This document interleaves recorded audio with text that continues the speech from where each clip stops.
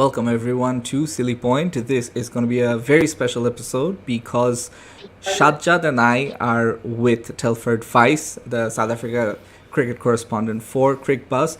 I've been following his write-ups for years, actually, being a South Africa fan. Obviously, Shadjad is new to his work, but definitely with the recent tour of south Africa বাংলাদেশের যে ট্যুরটা হলো সেটাতে আসলে অনেকেই হয়তো বা Telford ভাইসকে চিনেছে।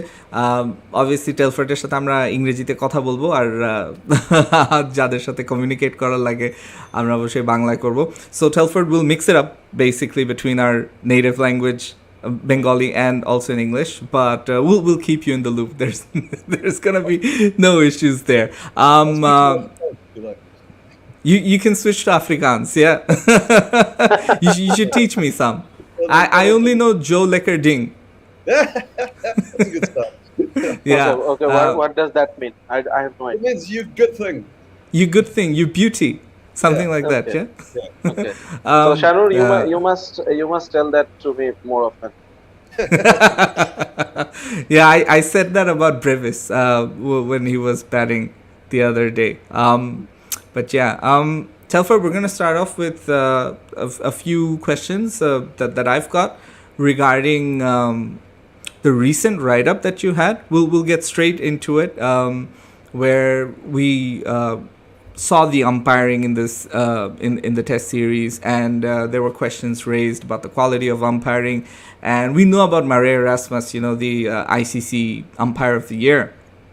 So he didn't have the best of games, let's put it that way. And then obviously Bangladeshi fans on social media, they got into the act, and obviously they started saying that the umpiring was quote unquote biased, but human error obviously.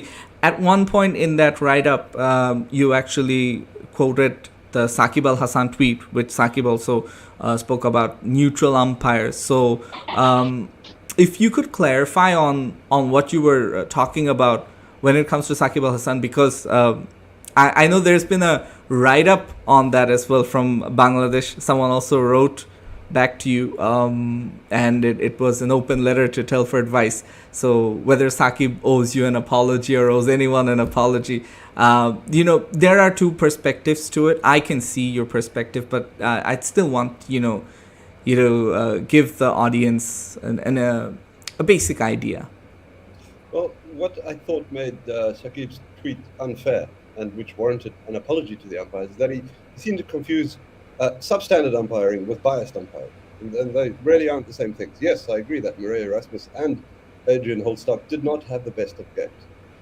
They did get a lot of things wrong. But if you look at the facts of what they got wrong, they got 4 decisions wrong, which went in South Africa's favour on review, and they got another 4 decisions wrong, which went in Bangladesh's favour on review.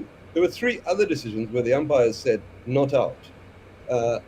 Those were not reviewed, and 2 of those 3 would have earned wickets for Bangladesh. But if you yourself, as the captain, doesn't believe it's worth referring, you can't really blame the umpires. So, you can't call them biased. The umpiring was not great. We used to better umpiring from both of those umpires. But to call it biased, I think, is reckless. And the evidence is exactly the opposite. They're getting it wrong and benefiting and denying both sides. So that's not bias. That's poor umpiring. And I don't think neutral umpiring is going to change that at all. So and I think someone who is as powerful as Shakib is should honestly know better than to put something as reckless as that into the public domain. I think he should set a better example, quite honestly. And I still think an apology to the umpires is warranted. If we look into it, a lot of people might also say and counter it by saying that many people can understand it's not biased, but the umpires get put into a tough spot because of them being of the home team's nationality, and when they get it wrong and it goes against the visiting team. So to avoid such circumstances, neutral umpires might be necessary, or that's why neutral umpires were there in the first place before COVID. That's right. I think that's true, but it's also you're kind of dumbing down the way that cricket should work, because why are we just like handing over the good sense to the people who don't think, who simply go, oh, he's biased because he's South African or he's Australian or whatever. So we're basically just bowing down to the mob essentially. Something similar happened in England years ago when they started putting the bad light situation on the scoreboard, and you'd have these dots. And as soon as the light situation deteriorated beyond a certain level, then the players would come off, and the umpires couldn't get shouted at for the bad light. And I mean, we're talking about facts here. There shouldn't be room for opinion in this. You can see that the umpiring is not great. Yes, fine. If you put in neutral umpires, you avoid that whole scenario. But honestly, I think that is dumbing down the way that cricket should be consumed. An umpire is neutral by definition. That's what umpire means. And we've seen very few examples of biased umpiring. Even back in the old days when the umpires weren't neutral, yes, occasionally it would happen. But if you combine non-neutral umpires, if you could even use such a term, with DRS in this day and age, how is an umpire going to be biased? This is simply not going to happen. It's impossible. Yeah, DRS is a great use of, I believe, technology, because we also watch how VAR is used in football, and it's a farce compared to that in cricket. And I've always said that, when I see how DRS is used in cricket, it's much better. And it's really, I mean, you can complain about umpiring decisions, but a lot of this generation that do complain on social media, I don't think they saw a lot of the umpiring before DRS and how it was. Because I remember there was a test match in Multan against Pakistan where Bangladesh clearly got the short end of the stick, so to speak. Ashoka De Silva, some of his decisions, literally you could say they cost Bangladesh the match. But anyways, moving on, Shadjad, I'm sure you've got a question for Mr. Telford. Yeah, sorry, I'm straightening the same subject a bit. That's fine. As far as I remember, these what should I say? These acquisitions of biased umpiring in international cricket, it started back in 98 or 99 in a test match where between Pakistan and India, where Kumble got the 10 wickets in an innings. And after that, these discussions, these acquisitions, it got so much louder.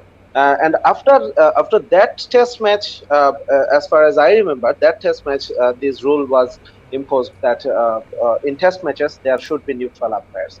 So obviously, whenever this sort of incident happen now in cricket, then people go back to those sort of mentality, and people start questioning about the honesty, about the integrity of the umpire, especially if the umpire is from the home side.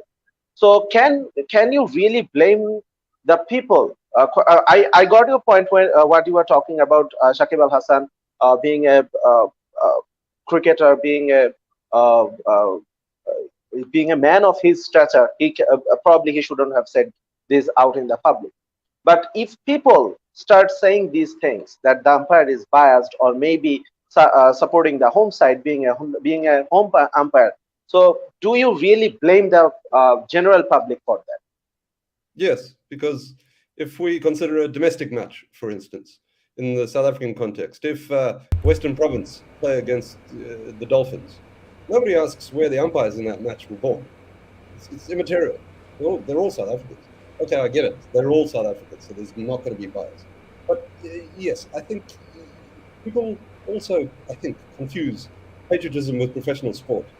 And they see it as some kind of plot against the country if this kind of thing happens. And those people, I'm afraid, and maybe people won't like to hear this, but the 11 players who were on the field playing for Bangladesh were not representing Bangladesh. The same with the 11 players who were playing for South Africa. They weren't representing South Africa. It's a myth. They're playing for themselves and their team. It's got nothing to do with me. It's got nothing to do with any Bangladeshi, really. It's you enjoy watching them, you support them, fine, but they do not represent you. That's impossible. How do they represent you? So for people to get that upset is beyond me. I don't know how you could get that upset. No one died. There was no blood spilled. No one contracted a disease. Actually, that's not true when you consider what happened in the second test. But not Yeah. because the umpire, but also the umpire's fault. So it's, I think people just take this a little too seriously, or a lot too seriously. If you see blatant cheating, when people start claiming catches which are bounced, that's a different argument. You should take that seriously. Or if there's ball tampering, you should take that seriously. And South Africans have been guilty of that in the past, and I've lambasted them. And match fixing, and the same goes there, Hans Grenier and all that. There's much more serious things, and there's evidence for these things. I think what's wrong on social media is that opinions just run like wildfire with very little evidence, and everybody wants to be more outrageous than the next person. And I'm old enough to say that the world is a better place without social media, unless you're in a war zone and you need to tell people when the next bombing raid is coming. But beyond that, I can't. I think it just fires up things which shouldn't be set on fire, for goodness sake. So no, I don't understand how people can get that upset with so little evidence. If there's evidence, fine. But when the evidence points completely in the other direction, what are you getting upset about? That's a really good point. Please do a writing about it. How social media changed the whole perspective from a cricketing point of view. I'm waiting for that. It's my request. Yeah, no, it's oh man, I could tell you stories, but we only have an hour. That's true. That's true.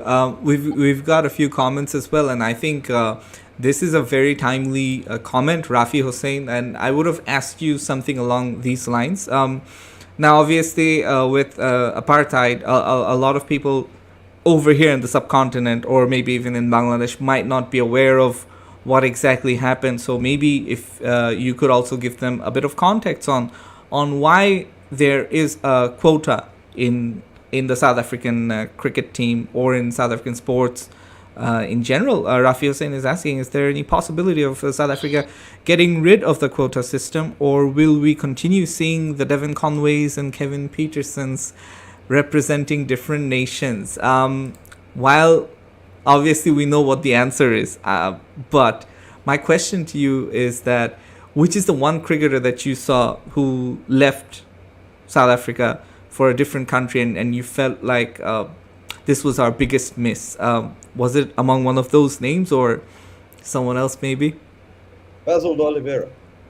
Basil de Oliveira, yeah. Who left in the days when the quota was 11 white players. And this is what people always forget. There's always been a quota in South African cricket. It used to be, for a long time, 11 white players. That's why Basil de Oliveira left and became one of England's finest, because he was a brown person. He could not, by law, play for South Africa. Wasn't allowed. He would go to jail simply for being on the same field as white cricketers. These days, fine, you want no quota, right? So that means we wouldn't have seen Herschel Gibbs. We wouldn't have seen Kagiso Rabada. We wouldn't have seen Makai Ntini. We wouldn't have seen Keegan Peterson. And we wouldn't have seen Ashville Prince, and you can see where this is going. Yeah. That's what happens if you take away the quota. The other thing is, it's not a quota. It's a guideline. Yes, the guidelines are quite strict and they come down from government and stuff like that. But we need this because cricket wasn't changing on its own. There was no room for Kagiso Rabada if you didn't put a quota in place. He simply wouldn't have got there. And because he would have been shut up. Even now, it's difficult for black and brown players to get into the team. Maybe not, it's easier now than it used to be for them to get into the team. They don't have an easier ride than white players. Quite the contrary, because a lot of those players will come from very disadvantaged backgrounds. They don't, the parents aren't going to be buying kit for them left, right, and centre. They're going to be taking long public transport rides to get to training and matches and everything else. The grounds are a long way from where they live. It's one of my personal bugbears, is that in so long now, decades of being back in international cricket, all besides one of South Africa's international grounds are still in affluent white areas. And that is a problem. Cricket isn't part of the daily reality of most of South Africa. And that's an issue. So, yeah, when it comes to quota, yes, the quota used to be 11 white players. Should we have gotten rid of it then? Yes, of course we should have. Now, what do? Do you not want the Kagiso Rabadas of the world, the Herschel Gibbs of the world, all of those players? Don't you want them around? Because the only reason they're there is because there is a racial element to the way South Africa selects its teams. Otherwise, they wouldn't be there. Because quality remember that if we're talking about racism, quality doesn't count. Doesn't matter how good Kagiso Rabada is, he's not going to play because there's going to be too many white bowlers ahead of him. Because we're talking about racism. Apartheid is gone, but racism is still very much alive in South Africa. We live in a white supremacist society. I know that I would not have got certainly my first job in journalism if I had been anything else but white. That's just a fact, and that was in 1991. And that is just the truth of it. And that goes for and here I am now. I wouldn't have become a senior writer in cricket. And I'm just a small part of this cricket machine, obviously. But, racism is alive. That's why we need quotas. That's really the simple answer. I love how you can be like very open and honest about this, even with using yourself as an example. Shajjad, I'm just gonna ask Telford another question before I allow you. One of the players that I've been very keenly interested on, and I haven't seen him play live, but I've been, SA Cricket Twitter is all over this guy. The social media is a fan of his. David Bedingham, he scored almost 2,000 runs at an average of 66.96. From what I hear, that he wants to play for England, not play for South Africa. How true is that? What's his future?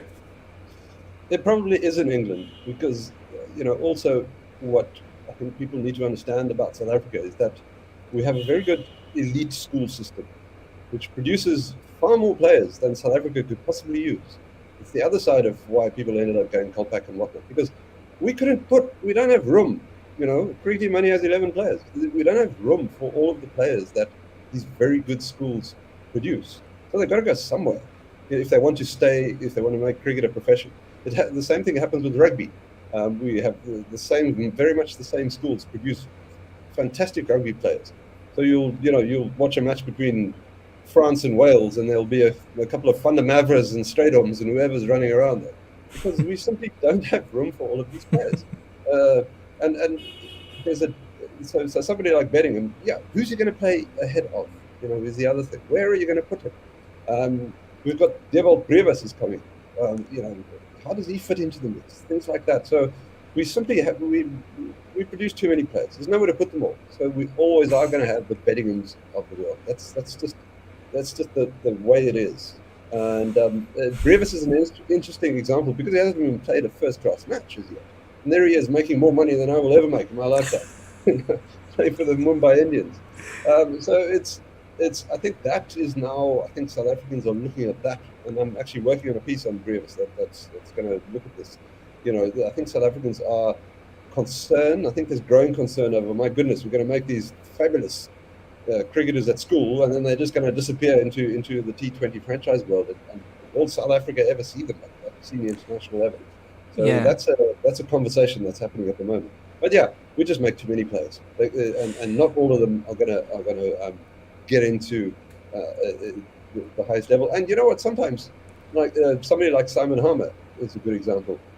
When he left South Africa, or rather, when he came back from the county circuit, he is so much better as a bowler because there's so much more money in county cricket than there is in South African cricket. South African cricket is impoverished, compared to something like county cricket, and he came back a much better player. Kevin Peterson, when Kevin Peterson went to England, he was a mediocre off spinner, and that's all he was. He could possibly get you 20 and 30 down the order, but because of the way that county cricket operates and the focus and the money and the resources and everything else, it's able to find players' potential much more efficiently than we do in South Africa. And look at Kevin Peterson. He's become one of the modern greats, which I'm convinced he wouldn't have done even if he played for South Africa. I don't think that would have happened because he was developed as a player in England in the county system. And much the same thing has happened with Simon Harmer. I mean, he was a good bowler when he was here, but he's exponentially better now. And that's because of Essex and his time there and all that money and resources that gets spent on their players there. So it's a complicated thing, this thing with Bedingham. I wouldn't be surprised. Bedingham goes to England, makes a huge success. But what we need to do is we've got to give credit to the school system here and the county system there, if that happens. Because even if Bedingham had stayed here, who knows whether he would have made a success in his career, because our system is so much smaller and more impoverished than England's. Very unfortunate. I'm sure I'll bring this topic back as the show progresses. Shadjat.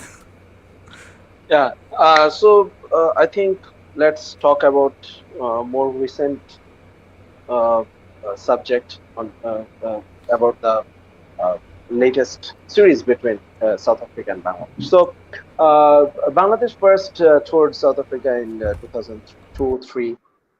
In that series, in the Test series, the highest run getters for South Africa was probably it was Gary Kirsten, more than 300 runs, and for Bangladesh, it was Al Shahriar, less than half of what Gary Kirsten scored.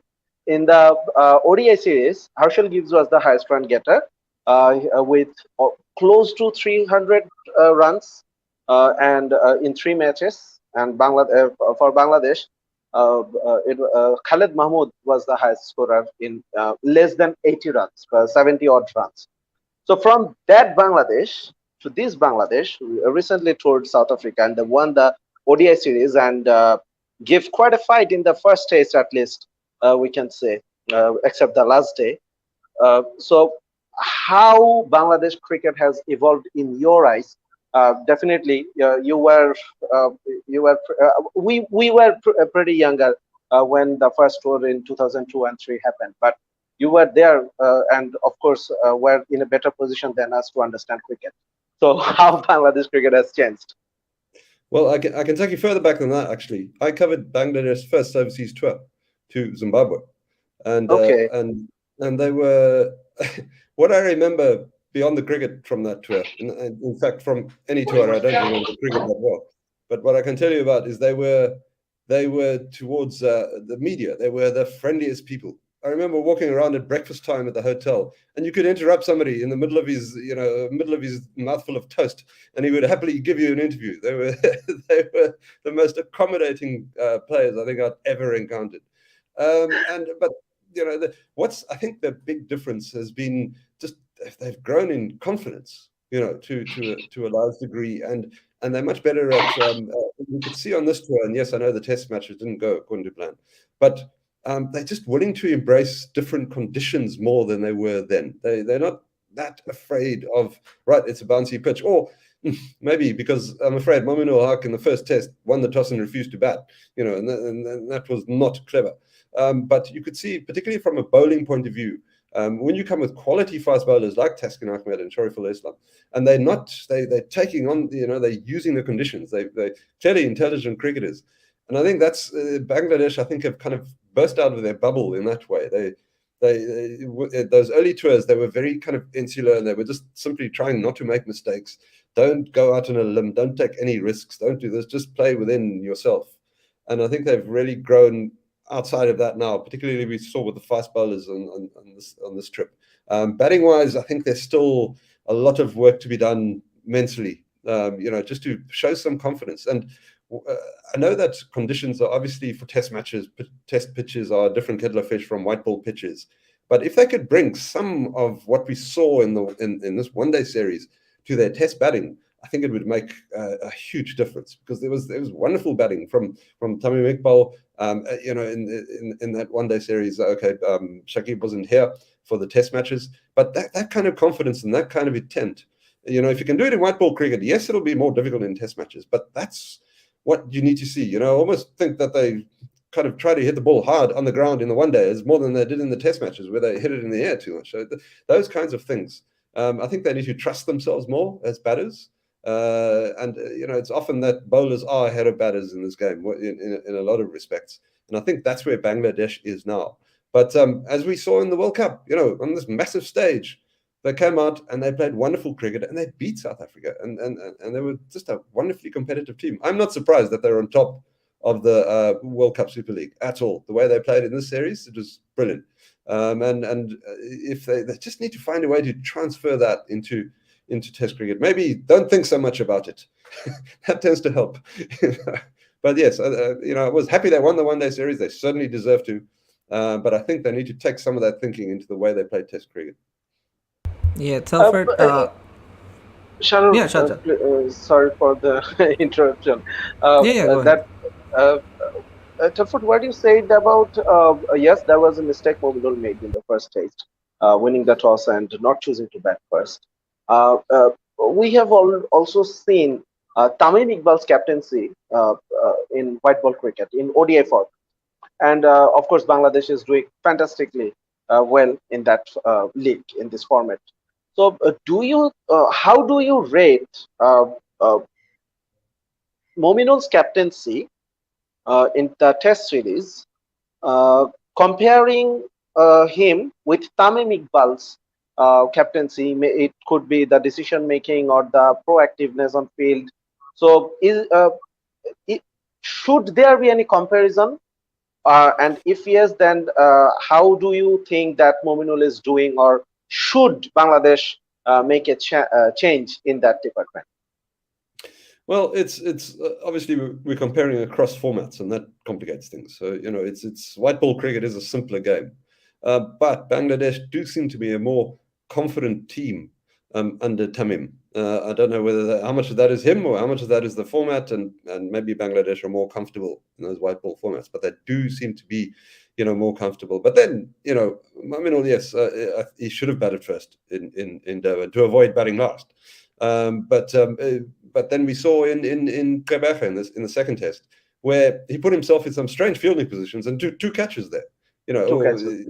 Yeah, at Salimadon. So he's certainly a thinking cricketer. Also, we need to understand that captains don't make their decisions on their own. There's always a committee, and it's the coaches, it's the senior players. So, the art of captaincy, and Mike Braley was right when he wrote a book called that, because it really is an art. How do you? It's almost a job in politics, captaining a cricket team successfully. So it's very difficult. All I can say really is that Bangladesh seem a much more confident team under Tamim than they do under Mominul. Shahrukh, please go ahead. Yeah, sure. I guess there's a bit of a lag between our internet, so that's why when you're getting the answer, I'm getting it probably just a bit faster. Telford, I wanted to stick to the series, and I wanted to talk about what South Africa actually gained from it, because obviously, while you said you were happy for Bangladesh, for South Africa, this is going to be difficult to make the World Cup if this sort of form continues. And I can't wrap my head around how the 3 ODIs we won against India, how they're not part of the ODI Super League, which it really should have been. But it's going to be, as they like to say, it's squeaky bum time for us up in the upcoming series. We've got one against Australia, we've got against England, we've got ODIs against India, I believe, again in India. None of them are easy games. None of them are like, yeah, you can win this series, And when it comes to the South African ODI side, while Rassie has that gargantuan average, while David Malan, he's gotten off to a really good start. The captaincy of Temba Bavuma is really getting better with time. There are some issues. So how do you feel the white ball game for South Africa? Not the T20s, but the ODI unit. How do you think that's developing?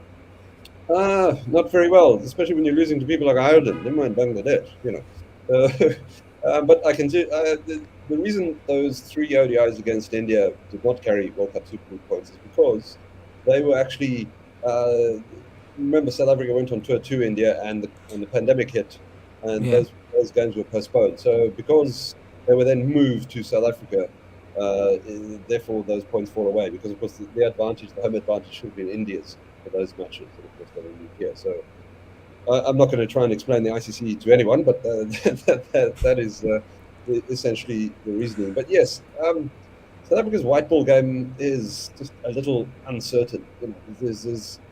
I think a big part of the problem is not Aiden Markram, but Aiden Markram's batting form. As we've seen in the IPL, he suddenly found himself again. You wrote about him. Yes, I read about him, and it's. I know South Africans love to moan about the IPL, but if it gives South Africa back the Aiden Markram, who's actually useful to the white ball team, then they shouldn't complain. And I'm hoping that it does that. So I think that was a major factor, is that Markram was just failing and being kept in the team for no good reason, really.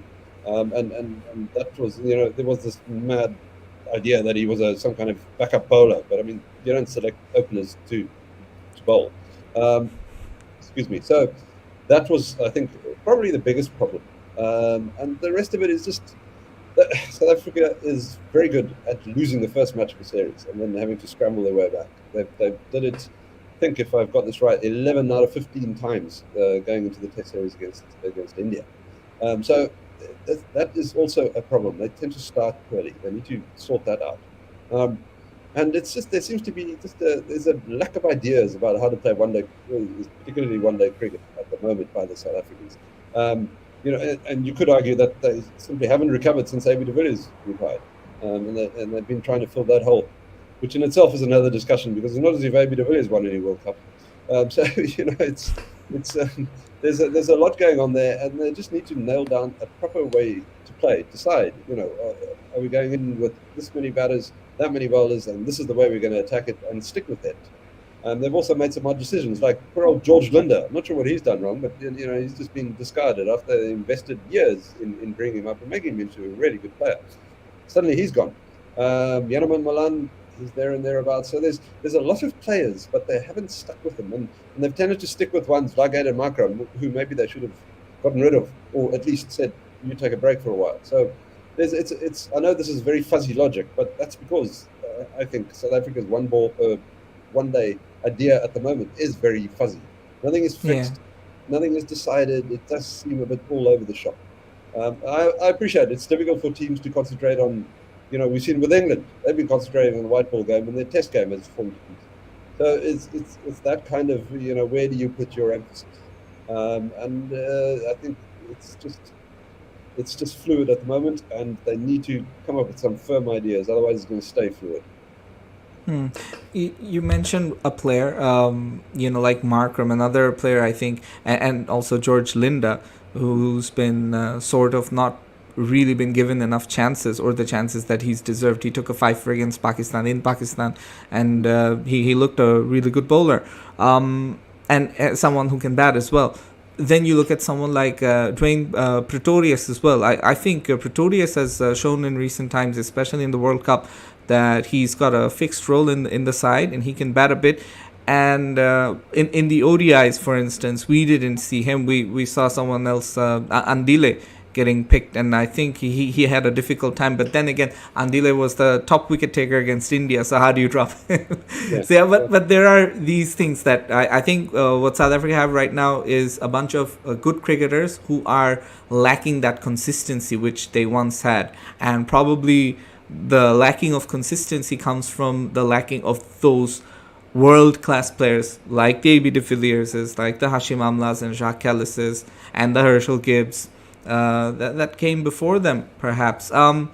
Let's go to a few comments. I guess there are lots of interesting comments, so we'll take them, and you can answer one by one. So Sharafatullah is asking, hello Mr. Telford, what do you make of Rabada, Quinton de Kock, and all the South African players prioritizing IPL over their national team? Will Cricket South Africa keep on letting these players be unavailable whenever they like? So I believe there's a more logical explanation to all of this. You've obviously written on this topic. Firdaus Munda's written on it. I'm sure the whole of South African cricket fraternity's been talking about this, and they've this has been a hot topic of discussion. So if you could explain to Sharafatullah and also to those that are watching. Sure. It's a case of economics, really, in that those players will earn exponentially more from one IPL than they will from CSA. And CSA don't have much of a choice, because if they do not give them no objection certificates, which mean they are clear to play, clearance certificates, if you like, to go and play in the IPL, there's every chance that those players will simply announce their international retirements and simply become IPL and T20 mercenaries around the world, because you can make so much more money, and why do you actually don't need South African cricket as if you are AB de Villiers or Dewald Brevis for that matter. The other thing is that it's not as if the IPL is the only tournament where it's accepted that they will be cleared to play in that tournament and questions will not be asked. Whereas with the other tournaments, questions are asked. I mean, some South Africans were refused the permission to play in the PSL.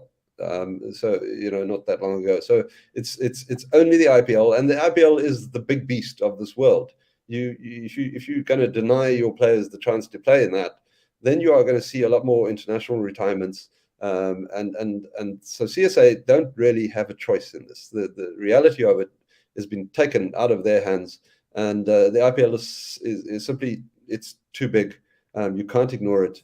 And that's the way it is. Look, we don't often have these clashes with the IPL. There was also COVID impacted on the scheduling of the Bangladesh tour, and then you needed, this, that, and the next thing. That changed the whole scenario. And it doesn't happen often, but you have to get out of the way of the IPL. It is the biggest thing in cricket. It is more important than international cricket in a lot of senses, not least in the financial sense. And that's why players are playing. Let's not be, they're not part of the armed forces. They're not patriots. They're professionals, and that's why they're playing, to make money. And ask yourself, if somebody was going to pay you 5 times what you would get paid by the army, and they said, well, come and stand guard for us, we'll pay you 5 times as much, what are you going to do? You're going to go to the 5 times as much salary. It's simple economics. You need to get away from this idea that because it says South Africa on a team shirt, that player is representing South Africa. He's not. He's playing for money, and that goes for everybody who plays professional cricket. Shajat, if you wanna add to this. What you said, Telford, that cricket has been always mixed with patriotism, and probably that's not right. But this game has always been portrayed to the public as a part of the patriotism in several countries. Of course, in Bangladesh, this theory is very popular, that yes, I'm playing for the country, or even in the subcontinent, the emotions are too high when the teams are playing. Even there's a popular opinion among people that Temba Bavuma is the captain of the ODI team to make people attracted towards the game, more people attracted towards the game from South Africa with the value of patriotism. So how do you really balance out that emotion and the facts that you've just mentioned? I think the marketing people have done a very good job in this respect. They've sold this idea to people that these people are putting their lives on the line for you, and it's simply not the case. And it's a useful diversion, and I don't even try to I simply refuse to believe that Temba Bavuma is playing for me. He's not. He's a lovely guy. He's a fine cricketer. He's a very good captain. And that's why I'm watching him. No, I'm watching him because it's my job. I'm also a professional. But people who, I would hope that South Africans watch Temba Bavuma because they want to see him play well, lead a team properly, and win trophies. Yes, there's this whole mad idea about patriotism tacked onto it, but it's just it's quite irritating and annoying. And I'm disappointed in people getting sucked into this thing. It can be quite debilitating and damaging, I think, to just individuals if they just watch the game. And sorry for the interruption. Don't you think that that really made lives harder for the cricketers as well? Yes, absolutely. The abuse they take sometimes is astounding. They get trolled, they get this, they get that. A lot of them aren't on social media at all, or don't even bother with their own social media accounts, because it's just, there's just too much. And it is simply a game. For those of us who are watching it, for them it's a profession, fine, for the players. But and for us who are in the cricket media, it's a profession. But for everyone else, you're just watching the game. When I watch a rugby match or a football match or a baseball match, I'm simply watching the game. I'm not hoping against hope that so-and-so is going to win. I'd like somebody to win, but if they don't, hey, I'm going to go out and get a pizza and everything's going to be fine. So I wish people could just see it that way. I think they'd enjoy cricket a lot more if they weren't invested in this crazy way sometimes in it. I think it's supposed to be a fun thing. Have fun, for goodness sake. It doesn't have to be life and death. True, very true. Right. If I may add to that, and I'm sure there has been discussion.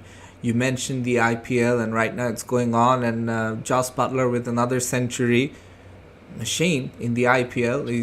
He's driving Bangladesh's Mustafiz mad in this one over. I think he's gone for 50 runs in his 4 overs. But anyways, the situation is that even in Bangladesh, there are players that want to play in the IPL, and there's a conflict between the public of whether they should play or whether they shouldn't play, of whether they should represent their country, or whether the IPL money and the exposure that they get is going to be helpful for them. Taskin was a recent example. He was recently wanted by the IPL, but he wasn't granted, to leave, and he had to play the test matches.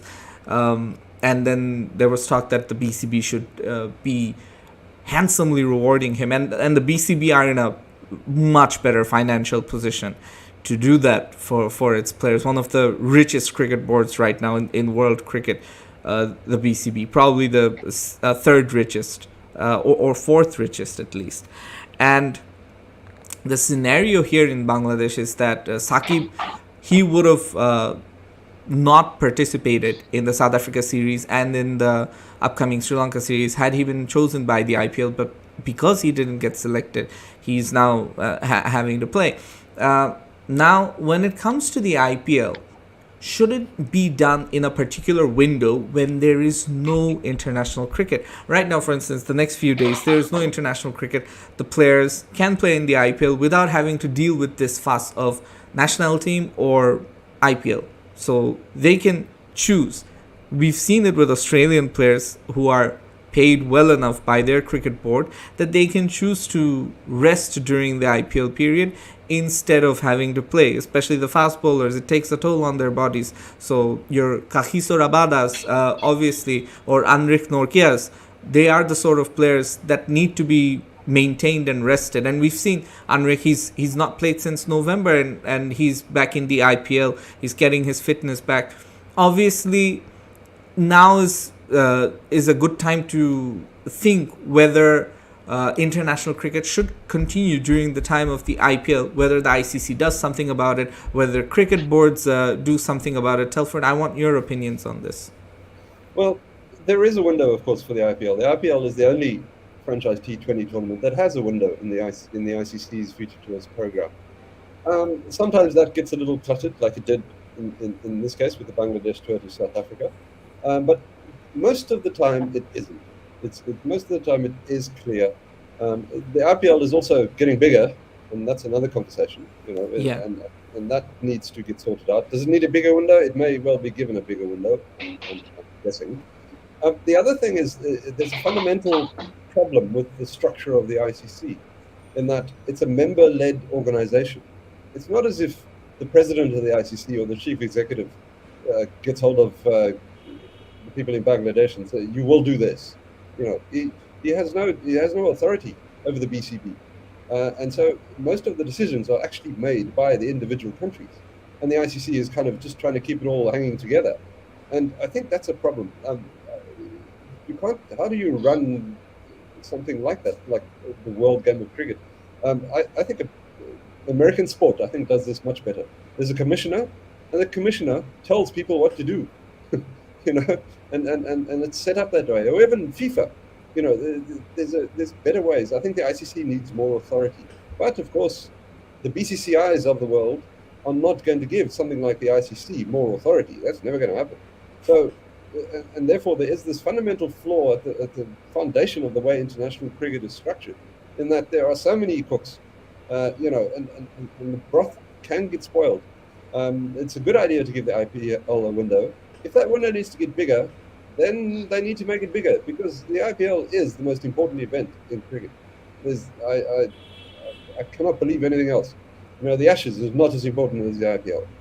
Nothing South Africa do as a team is as important as the IPL. And I think we need to realize that and stop pretending that international cricket is more important, because it isn't. We feel that. We face that on a day-to-day basis, actually. Telford, I'll give you an example. Shadjad and I, we both do commentary on radio, as we told you. Mm. And in our radio station, where we're doing commentary, it actually managed sponsors or advertises for the IPL games and not the South Africa versus Bangladesh matches. Mm. So Yeah. that goes to show, and we did commentary, or we are doing commentary for the IPL games instead Yeah. of, let's say, international cricket, if it were to happen. And with the Sri Lanka series coming up, I won't be surprised, because it's 2 tests. I won't be surprised if those don't get picked and the IPL continues, and the IPL commentary continues, because that's just more financially viable for the company, for the radio station, say, or for all parties involved. So I, you are I have right. Yeah, sorry to interrupt, but I have another example to throw into that. During this Test series against Bangladesh in South Africa, of course, that was on SuperSport, which is our big subscription service for the most sport in this country. And the way SuperSport is structured, they have, I don't know, something like 14 channels you can get, on your decoder, and it's all SuperSport. You can watch the British Water Skiing Championships if you feel like it. And, and what happens was, but they have this, their top channel is called Grandstand, where the most Okay. important event of the day is going to be on. And without fail, during the series, when the IPL matches started, boom, the test match would get bumped off of Grandstand to some other channel, and the IPL game would be on. This is in your own country. The IPL is happening outside the world. There may or may not be South Africans playing, but that was the reality. SuperSport was very South African, proudly South African network. That's what they did. Oh, never mind the test match. We don't care who's on the verge of 100, although none of our guys got 100. But and that is the thinking. The IPL is the big beast, and the rest of us need to get. The IPL is your friend, people. It really is. We need to stop beating the IPL. Yeah, I need to get around that. I need to get around that. I'll take a few comments again. Some really good comments coming in. Fahim Imtiaz has a couple, in fact. So his first comment is, or question: does South Africa plan to establish a multinational franchise T20 tournament? The previous attempts really didn't work out. And the second one is, Mr. Telford, do you think bilateral cricket has lost a bit of its shine due to all these global T20 tournaments and all the frequent ICC tournaments? There is an ICC tournament every year now. Oh, yep. Oh, just about every year, or more than one in certain cases. Really good questions, I feel. Yeah, I think. Well, I think perhaps bilateral cricket got a bit of shine given to it artificially by the fact that there wasn't something like the IPL around. We saw something like that effect in South Africa during isolation, when South Africa were thrown out of world cricket because of apartheid, and they should have been. It was the right thing to do. But during those 20 years, what would happen was that the provincial games became these massive things.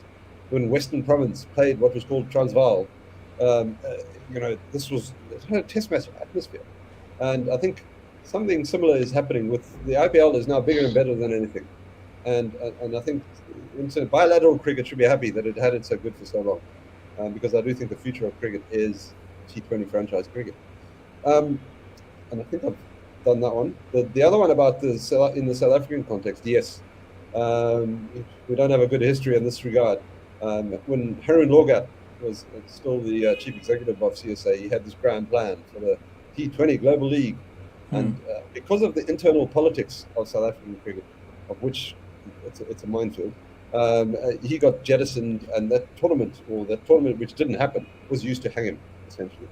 I don't like Harun Lorgat much. He's an arrogant man, but he knows what he's doing, and I think he could have made that a success. He didn't get the chance to, and he was basically hung on using that plan. They used his own plan to get rid of him, basically.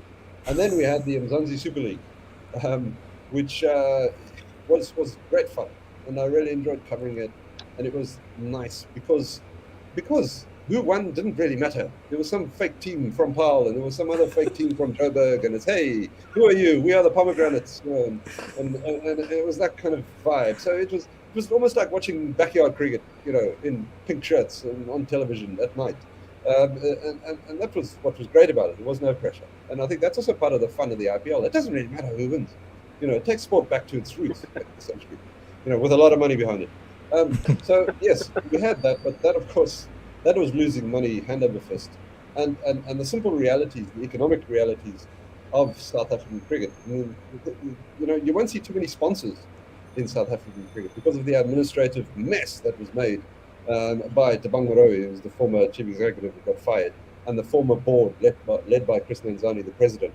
They were nightmares, and they basically hollowed out South African cricket from the inside in terms of sponsorship, in terms of governance. All of those things are gone. I've noticed a trend now where people who used to sponsor CSA, there's a courier company which used to sponsor the Ram Slam T20 competition. They're still interested in having their name attached to cricket, but they're not sponsoring CSA. They're taking out deals with SuperSport, who they trust as a company. Nobody trusts CSA to be able to run the game properly at any level. There's no stability. They've got all sorts of people in acting positions.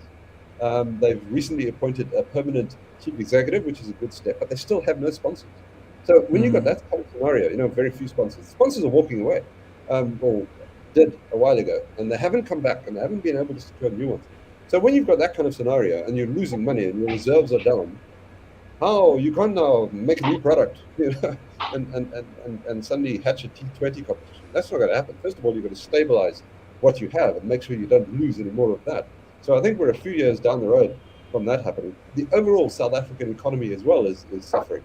We currently at the top of the hour, in 10 minutes, my electricity will go off because I live in Area 7 in Cape Town, and that's where the load shedding is. It's a rolling blackout. It goes around the country, and we don't have enough power to keep the lights on in South Africa. So we can't think about things like, big spangling T20 competitions. We've just got to get through daily life in one piece. So no, it's going to be a while before we see something like a big T20 competition in South Africa. First, we need to get our lives back, essentially. Yeah, we've had load shedding. We've grown up with load shedding in Bangladesh, but in Dhaka the situation is much better now, I must say. Much better in certain cases. Maybe it's the BPL that's made it better.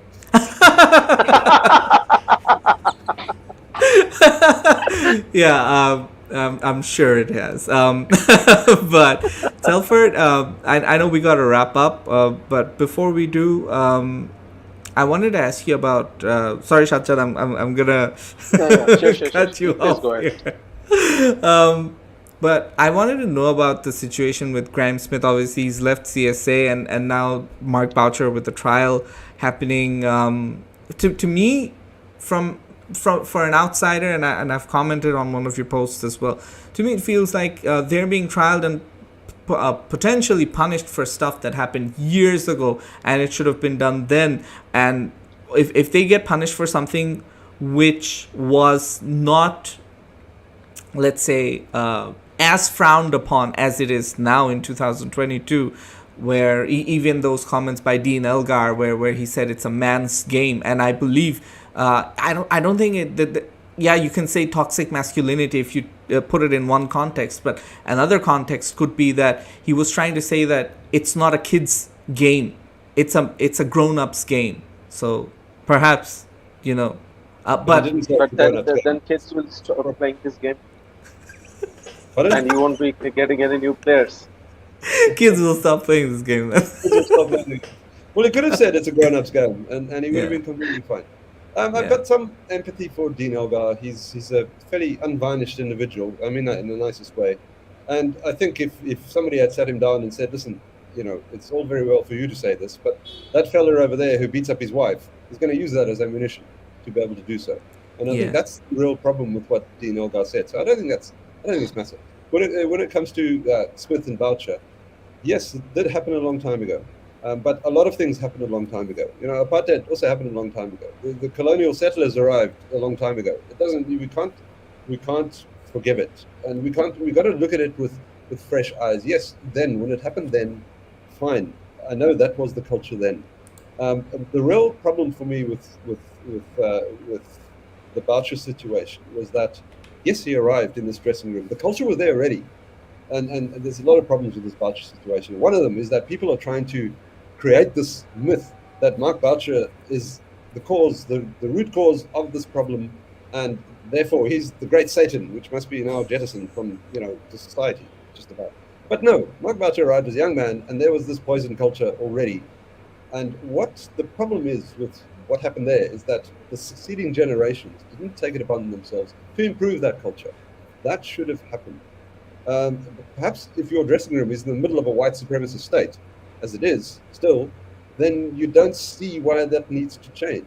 Perhaps as a white person, Mark Boucher had his own racially charged nickname in that dressing room, not very complimentary. But when Mark Boucher stepped outside of that dressing room and went back to his white life, he was a white person again, and everything was fine. But when Paul Adams stepped out of that dressing room, he was still a brown second-class citizen in South Africa.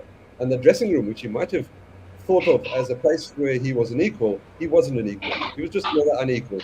And I think that is the essential thing there. I don't think either Mark Boucher or Graham Smith did themselves any favors by not appearing in person at the social justice and nation-building hearings, where, of course, all this stuff came out. Don't send lawyers letters to things like that. Show up as a human being. I think that is far more important. Graham Smith has left CSA, and I think that will hurt them. He's got good relationships built up over a long period of time, and really wanted to do good things at CSA, and was treated, from what I understand, quite badly in the end. Mark Boucher, who knows how much longer he's going to be around. I do think that we cannot damn Mark Boucher on even if everything we know now is true. He is making efforts now to improve that situation. We're all Absolutely. allowed to learn, and I don't like this whole thing of you're a terrible person, get out of our lives, because I can tell you that just about every white South African person I know has been guilty of racism. I know I've been guilty of racial thinking, racist thoughts. Sometimes, in my case, I would hope never on purpose. But we're born into racism. At some level, you do have a choice. At other levels, you don't have a choice. It's part of what you come here with. So we need to get going on that conversation. How do we make things better? Not how do we just shut people out and pretend that racism doesn't exist, because that's not going to fix things.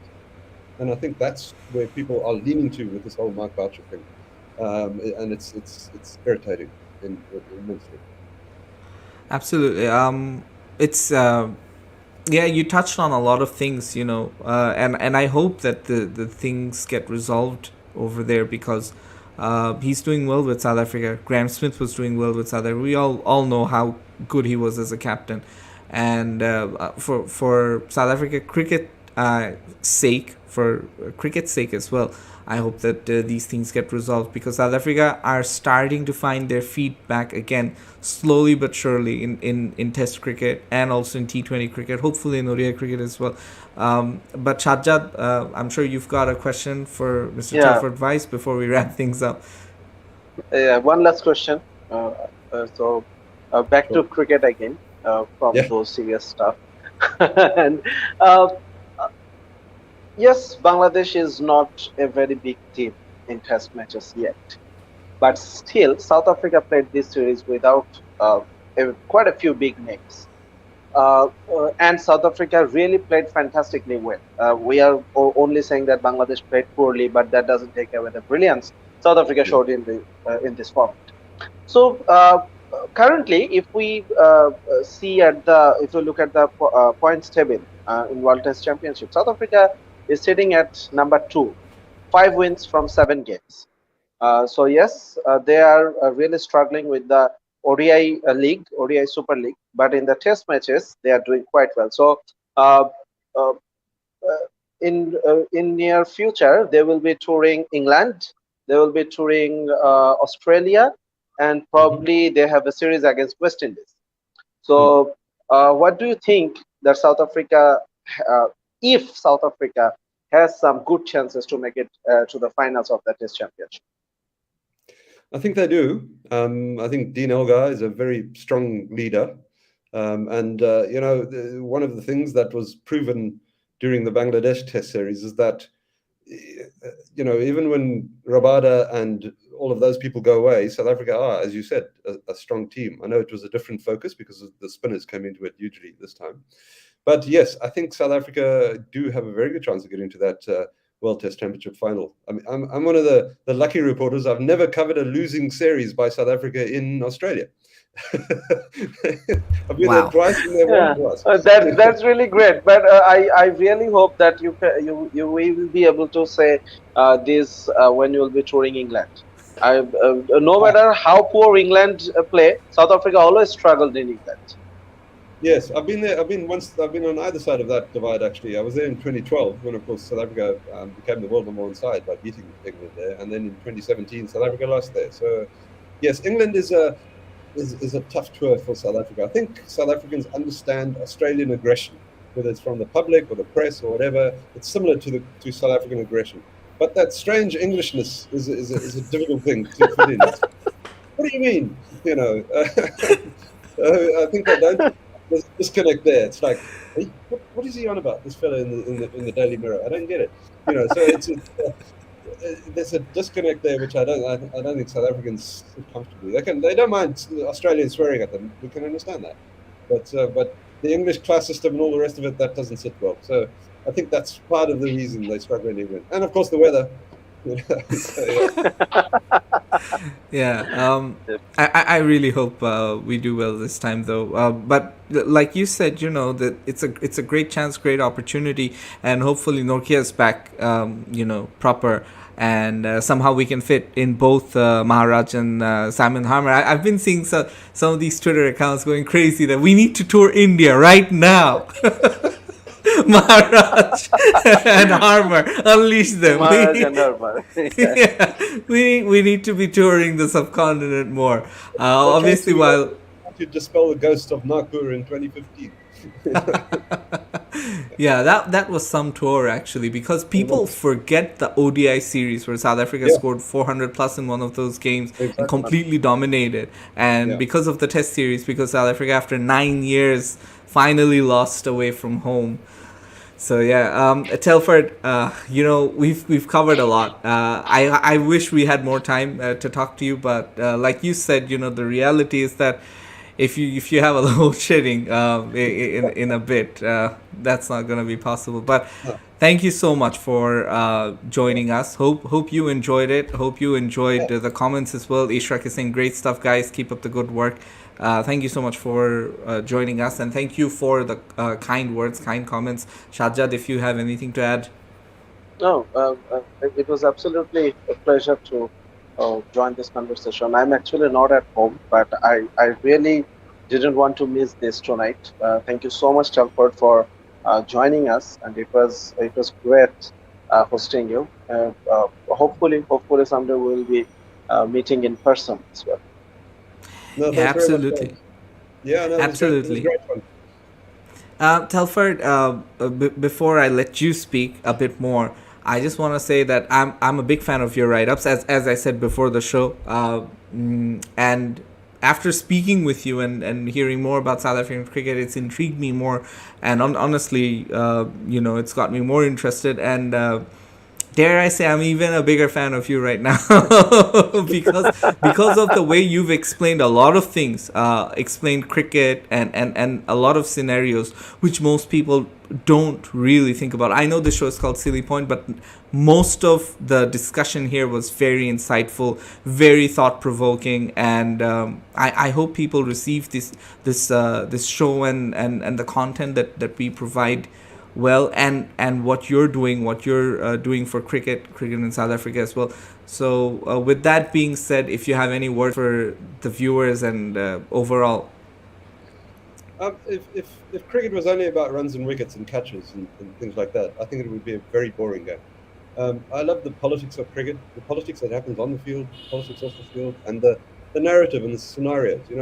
People say, "Oh, you must love cricket." No, I don't. I love writing about it. It's a very writable game. And that's what attracts me to it. The narrative is always interesting. You speak about it very well too.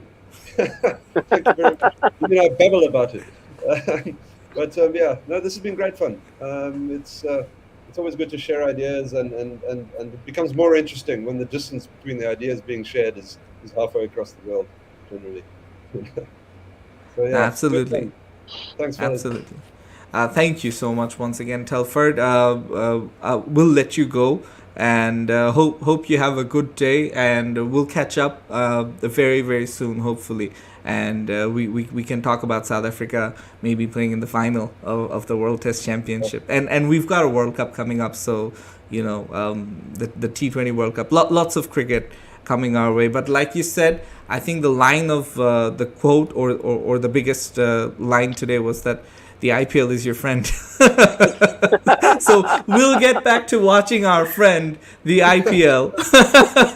Whether you like it or not, you'll have to. Anyway, Yeah. cheers, fellas. Cheers, See you around. cheers, Yeah. Telford. Cheers. Thank you so much. No worries. So, anyways, that was Telford Vice with you guys. Sajjad, আমরা মনে হয় wrap upটা করেই ফেলতে পারি। হ্যাঁ, আমার মনে হয় আজকে আমরা না টানি। অফকোর্স আজকে যেহেতু একটু অড টাইমে শুরু হয়েছে, will be trying to feed hour audience small parts of the show, কারণ আজকে অনেক অনেক অনেক ইন্টারেস্টিং কিছু জিনিস নিয়ে আলোচনা হয়েছে। অফকোর্স সাকিবের ইস্যুতে টেলফোর্ড যেটা বলেছেন সেটা শুরুতেই বলা হয়ে গেছে, about the how Bangladesh cricket has evolved. তারপর হচ্ছে যে সাউথ আফ্রিকার চান্সেস কি আছে, about the quota system, and really interesting and fantastic comments as well. We are really sorry যে টেলফোর্ড থাকাকালীন আসলে সবগুলো কমেন্ট কভার করতে পারিনি, কারণ আসলে স্পেশাল এই গেস্ট গুলোকে খুব কম সময়ের মধ্যে জন্য আমরা পাই। তো ওই সময় আসলে আমরা অনেকগুলো প্রিপারেশন নিয়ে আসার চেষ্টা করি, একেবারেই পুরোপুরি on the go with the flow এগুলোর উপর আসলে ছেড়ে না দিয়ে, to make the conversation more meaningful. I am not saying যে আমাদের অডিয়েন্স মিনিংফুল কনভারসেশন করে না, বাট স্টিল আমাদের আসলে ফরম্যাটটা ওইভাবে সাজাতে হয়। তো hopefully Shanu from next episode silly point আবারও হচ্ছে ওল্ড ফর্মে চলে আসবে, but I really hope people enjoyed tonight. আমি তো ভাই খুব এনজয় করছি। It was my favorite show, Silly Point. I'll just be very honest. You know what? I'm very proud that I got to get to do this show. I'm really lost for words. I'm really proud that Telford Vice er moton ekjon is the South African writer, is the South African cricket writer. And how cool is he, right? I'm very proud. Inshallah ekdin amra Gerard Kimber ke mante parbo. And yeah, hopefully. Hey, no spoiler, Sajjad. না আমি বলছি ইনশাআল্লাহ এটা অনেক tough একটা ব্যাপার হবে, Gerard কিম্বার Yeah. কে পাওয়াটাও একটু টাফ হবে। তো Yeah. But we will be trying it. We will be definitely. Show shuru korar age I was telling Telford that Jared Kimber is my favorite writer, and his response was, "There's always an Australian." He's got an immense sense of humor. Yeah. Let's be very honest. He's got a great sense of humor, Telford Vice. So one day maybe with both of them together in a show. Who knows? Definitely. Why not? I'm gonna আমি একটু কান্নাকাটি করবো খুশিতে after this show. আজকের মতো এখানেই শেষ। ওমি Sami Ahmed, I believe আপনি ফুটবল নিয়ে কোনো কমেন্ট করতে চাচ্ছেন না। এনিওয়েজ গাইজ, মোটামুটি সব ইম্পর্টেন্ট কমেন্টগুলি পিক করতে পারলাম, and I am very happy to see that আজকের কমেন্টগুলো টেলফোর্ড ভাইস রিলেটেড আসছে, যেই কমেন্টগুলি আসছে না কেন, and the hour it flew by. I am sure আমরা আজকের শোয়ের ছোট অংশ কম্পার্টমেন্টালাইজ করে ছোট করে we can hopefully add that in our YouTube channel and also on and Facebook. of course as well. আরেকটা জিনিস একটু অ্যাড করি শানু, সেটা হচ্ছে যে ডেফিনেটলি আমরা চাইবো ছোট ভিডিও দিতে যদি পারি তাহলে অবশ্যই দিয়ে ফেলবো, যদি না দিই আজকের এপিসোডটা খুবই ছোট ছিল, তো আপনারা যদি পুরোটা না দেখেন তাহলে একটু দেখে আসেন, এবং ডেফিনেটলি টেলফোর্ডের কোন কমেন্টটার সাথে you agree or disagree or you have another counter questions for us, তো এগুলো ইনশাআল্লাহ আমরা নেক্সট এপিসোডে আপনাদের কাছ থেকে live we'll be answering those questions and we'll be discussing over those topics. Absolutely. So with that being said, this is goodbye, good night. We'll see you again very, very soon. Take care.